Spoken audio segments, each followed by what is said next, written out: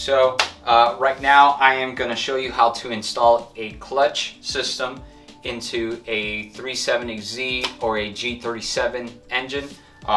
It's going to consist of a flywheel installment. We're going to do the pressure plate and friction disc. We're also going to replace the slave cylinder, the pilot bushing. I ordered some new bolts for the flywheel, and of course the main seal. These two parts are very critical when you replace any type of clutch system. Since you're there, you should go ahead and replace the pilot bushing and the main seal, the rear main seal. It's always a great idea to do it. And to tie it all together, we're going to use some red Loctite. So right now we're going to go ahead and get started, and the first thing we're going to do is I am going to replace this rear main seal. So I have the flywheel and clutch disassembled. Everything has been removed. So I don't have the correct tool to remove this rear main seal, and it sits right in here just like this, and you can see it right here. So what I'm going to be using, and you guys could do the same thing at home, is I'm going to pick a drill bit, a small one, okay? So exactly the size that I'm using here is a 532's drill bit, and I am gonna make sure on the stock one it fits right in the center. Okay, so I have it here, and I'm gonna be drilling into the center of this main seal, and then after I have a hole, I'm gonna be using this pick with a little hammer, and I'm gonna poke it in, and I'm gonna pull this main seal out of the way. And let me show you what that looks like right now.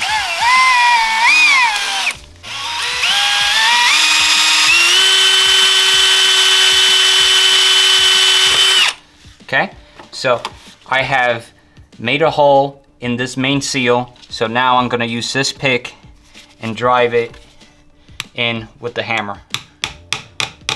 Okay, and as they get old, they get stuck, but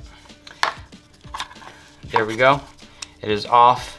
The first thing I like to do, and you should do as well, is you should always compare the parts that you're replacing. Make sure that they're the correct size and they look like they're the correct diameter. It looks like they're the same, and it should be, because this is the original OEM part. So now we're gonna go ahead and install it. But before we do that, we are going to want to lube the inside of this, right inside here. And what I like to use is some silicone compound. So this stuff works great. It doesn't really eat away at any O-rings or any rubber. So if you're installing any type of rubber seal or anything that could get pinched, like this situation here, we could bind it or pinch it when we're installing it. Always consider lubing the gasket up. I'm gonna go ahead and lube the inside of this, okay? This is the part that there's rotation involved inside here. So this isn't gonna increase the lubrication for the rotation. This is just for the install at this point. And then the outside, I'm gonna leave it dry, okay? So you're gonna bring the seal up to the back of the crank. You have it in position, just like this. Now, at this point right here, you could use a special tool to drive this seal in, and I recommend you using it if you have it. But if you don't, you could always use a hammer, okay? But I'm going to use a different type of hammer than this. I'm gonna go grab my plastic one so I could be very gentle when I'm driving it in, and I'm gonna show you exactly what that looks like right now. So I'm gonna be using this little hammer.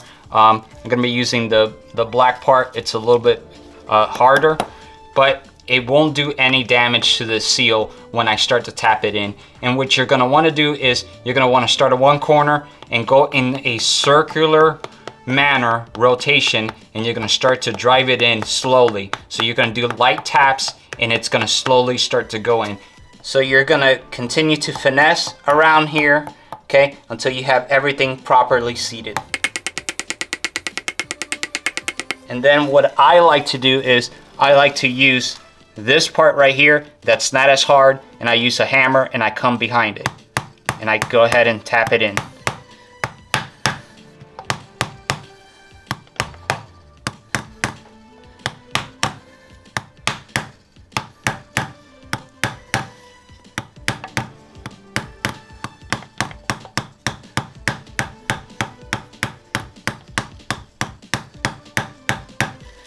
And you can see everything's nice and flush and it's properly seated back. So next in the process, we're gonna go ahead and replace this pilot bushing, and we're gonna be using this tool to extract it out. And let me show you how that works. So here we have the good pilot bushing, and this is the old one. So basically this tool, what it does is you insert it inside here, and it's gonna grip and grab the pilot bushing. You open it up like this. It locks it into place. Okay, so now that pilot bushing, let's make believe this tool is inserted in here. The pilot bushing can go anywhere. It's got these little notches right here. It's holding in place, and then you start to twist this nut right here like this, and it'll start to extract it or pull it out of the crank because it sits right here, right in the center. So I'm gonna do exactly the same process right here. So I'm gonna go ahead and insert the tool, okay? It's flush all the way in the back. It's holding in the back, okay? It's as far as it can go in. I'm twisting here. It is now gripping and grabbing that pilot bearing or the pilot bushing. So now I'm gonna start to tighten this nut until I could let go of the tool and it no longer moves. Okay, just like that. So now I'm going to want to make sure that it's sitting centered on this crank right here, because this is very important. If you're off centered, you can damage the crank. So we want to make sure everything looks nice and square and we're on center, just like that. So now I'm going to start to tighten this nut, and it's going to extract that pilot bushing out. So take your time when you're doing this. We're going to go slow and steady. Okay, I could already feel that it's moving out. So you're going to see as I tighten that nut, it's gonna start to come outside. It's gonna get extracted out.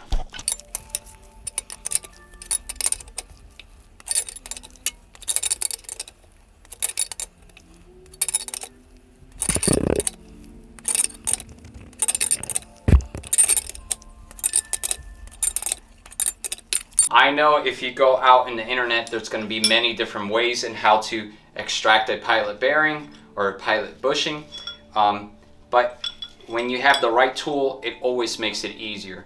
It's worth spending $22 in Harbor Freight for one of these, and it just makes the job go a lot smoother. So if you're interested, I got this one in Harbor Freight.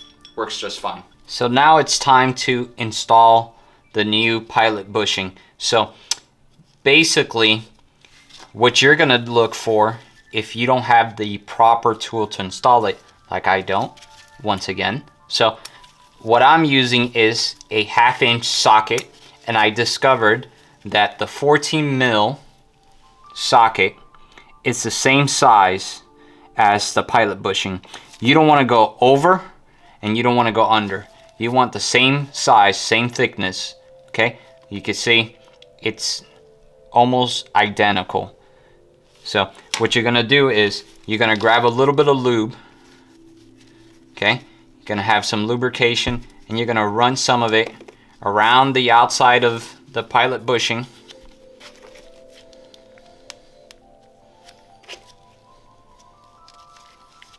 Just like that, and some on the inside of this crank, so it could slide nice and smooth when you start driving it in. Now that I have everything nice and lubed,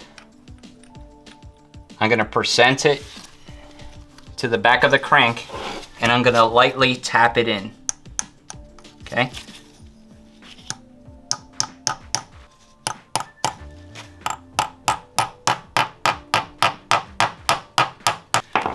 Now it's seated, it's just starting to go inside.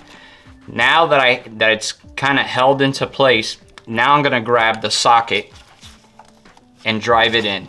And you want firm, light taps. You don't want to get too aggressive. You want to kind of massage it into place. You don't want to go really crazy and start slamming your hammer on here. So you gotta take your time and observe what's going on, making sure it's going in straight. It started to go in, it's about halfway in now. So I'm gonna continue to drive it in very gently. And what you wanna do is make sure it's not binding, it's not going crooked, and it's going in smooth.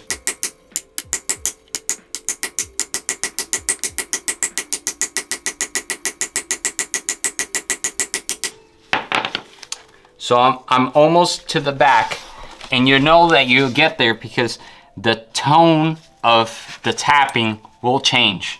So I'm gonna go ahead and remove the extension for this part so I can listen for the tone change.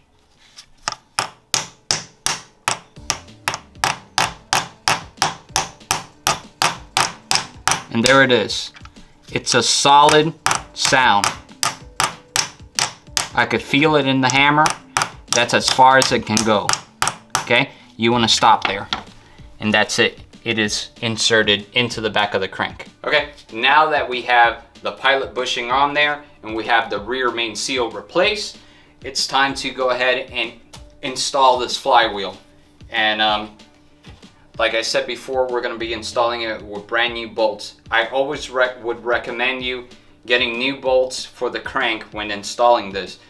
You could go with the OEM like I have, or you could upgrade to aftermarket ones. Always pay attention to the back of the flywheel with this little notch, especially here on the 370Z. Remember that these teeth right here is what sends the signal to the back of the crank. I'm gonna make sure to align it. This goes in here. I'm gonna make sure I do that, because if no, the engine will not start. So I am going to pre-prep all these bolts with Loctite.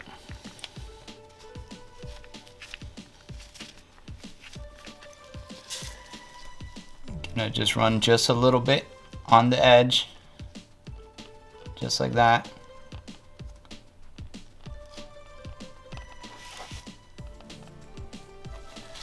So these are all pre-prepped, ready to be installed. So I'm gonna start all of these by hand.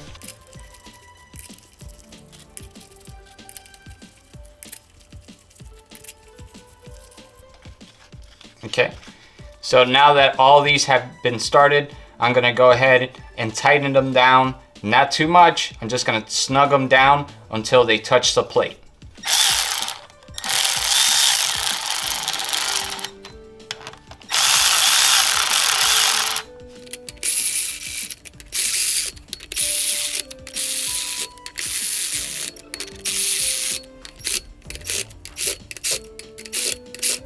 Notice how I'm using a star pattern to make sure to seat this flywheel on there. I'm not going really tight on one side and then going really tight right here. I'm using a star pattern, and I'm kind of walking the flywheel onto the crank.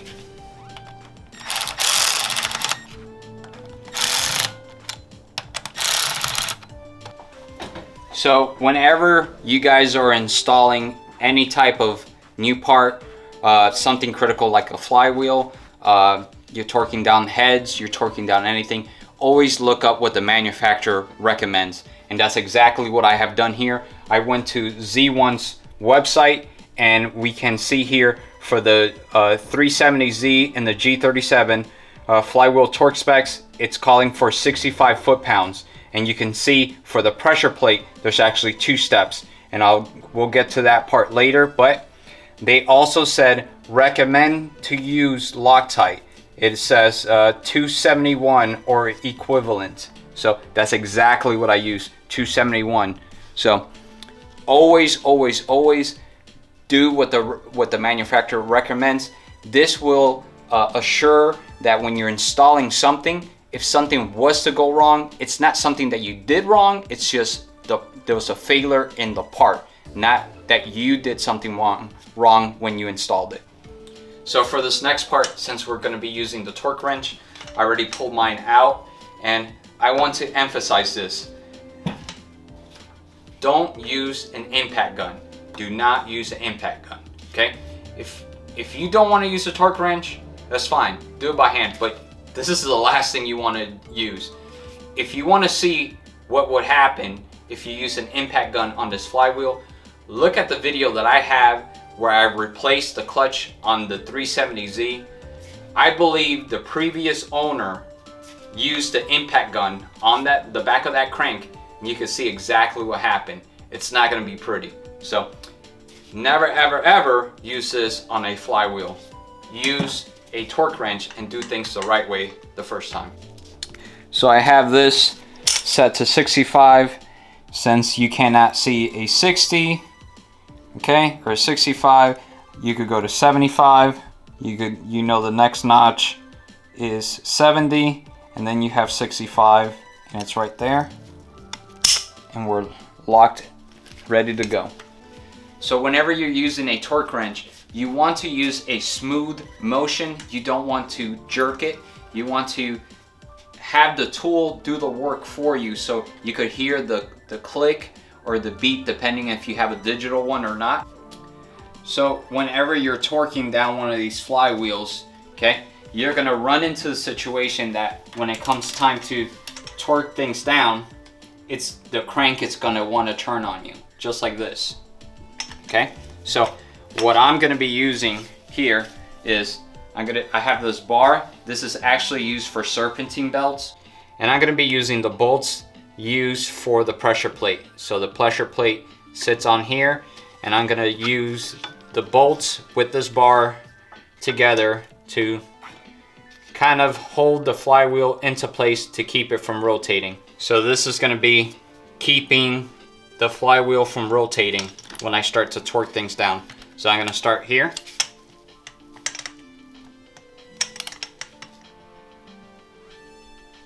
And again, nice and smooth until you hear the click.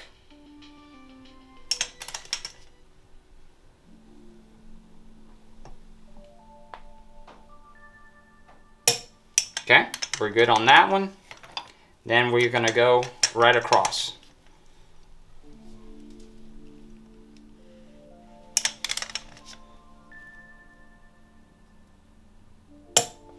Okay, and then you're going to continue that start pattern.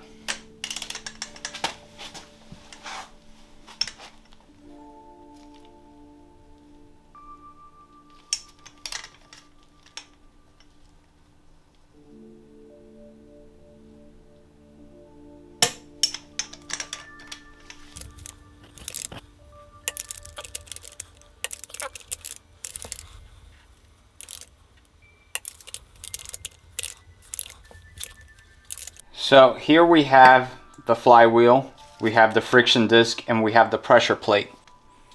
You're always going to want to remove the oil. There's oil that's in the back of these flywheels and the pressure plate. You're going to want to clean that off with something. So what you should be trying to use is some type of brake cleaner. This works excellent. You're going to spray a little bit on the flywheel itself. You can see the difference in color, how it has removed some of the oils off of there. Okay, gonna spray a little bit, and you're gonna wipe it away. Okay,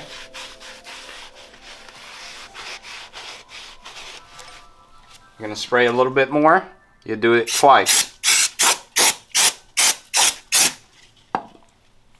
and wipe away.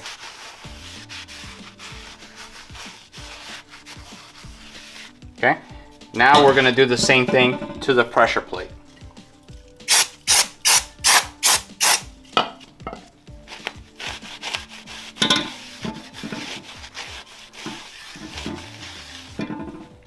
So if you have any type of oils that's contaminating the friction disc, it's gonna not let it do its job and grip and grab how it's supposed to. So always clean the flywheel and the pressure plate. So next we're gonna be installing the friction disc and the pressure plate. But in order to install it, you're gonna be using a centering tool. So it will look something like this. So in order for us to center the friction disc, we use a centering tool. So when it comes time to install the transmission with the input shaft, it could align easier. You're still gonna fight it, everyone fights it, but it'll be centered and it'll go into place easier. And like I was explaining before, this plastic tool, this centering tool, it's just a pretend input shaft. You can see this is the real one, and this is the pretend, and we use this just to align the friction disc. So just like before with the flywheel, with the pressure plate bolts, I'm gonna pre-prep all of them, put some Loctite on there, okay? Always recommended. You should always follow what they recommend. So here's a great tip. Before you install the pressure plate and try to sandwich the friction disc on there, go ahead and try to figure out where are the holes gonna line up, because they only line up one way, and go ahead and make a mark on the pressure plate and on the flywheel so you know where to put it. So when it comes to the friction disc, you're gonna see there's a flat side and there's a side that has some type of groove. This, or it's got like a bevel or sticks out. This part sticks out this way, okay? It does not go inside here. It sits this way, like this. So what you're gonna do next is you're gonna get the friction disc, and you're gonna get the centering tool, and you're gonna go ahead and insert it into where the pilot bushing is, okay? And now that's holding it into place, and you don't have to struggle or fight anything. So now that we have the friction disc right where it needs to go, I'm going to line the marks that I marked on the pressure plate together.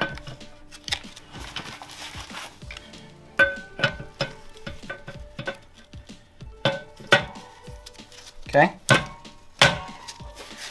And now I can start to insert the bolts all the way around. You always want to do all of them by hand, never with any type of impact gun.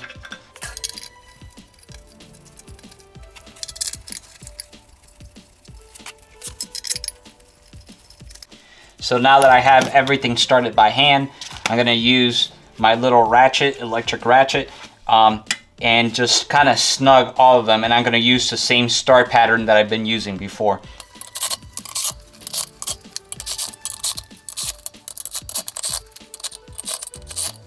So for this next step, I'm also gonna be using another torque wrench. This one's a little bit smaller, that could handle 11 foot-pounds. And there is a two-step process in connecting and installing this pressure plate. You're gonna go 11 foot-pounds, and then you're gonna go 29 foot-pounds. There, that's the click. That's good.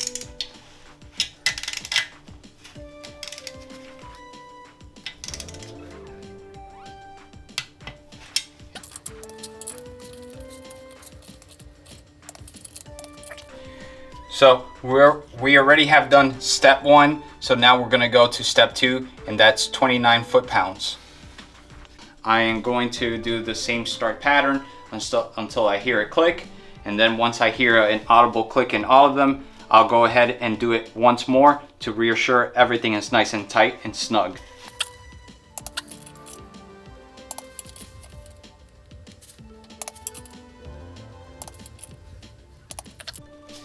So now that we have everything nice and secured, and I went twice around and I made sure everything was nice and tight, you're gonna go ahead and remove the centering tool. So you're gonna grab here in the center and you're just gonna pull straight out, just like that. Okay, now that I have the clutch installed, it's time to replace the slave cylinder, and I'm gonna show you how easy it is to replace it. Actually, the hardest thing is dropping the transmission. So there's this little clip right here, and actually I'll show you it on the new part. There's a clip right here. You're gonna pull up right here. Okay, and then you're able to release the hose if you pull back, if it works correctly. There it is. Okay, there's an O-ring in here. Okay, you're gonna want to make sure it's still there when you remove it. Now we could unbolt. There's a bolt here and one here. We could unbolt it and release it from inside here. Beautiful. Just like that. Here's the old one, and now we get to install the new one. All right, so I'm going to go ahead and slide this slave cylinder into place, insert both of the bolts back on.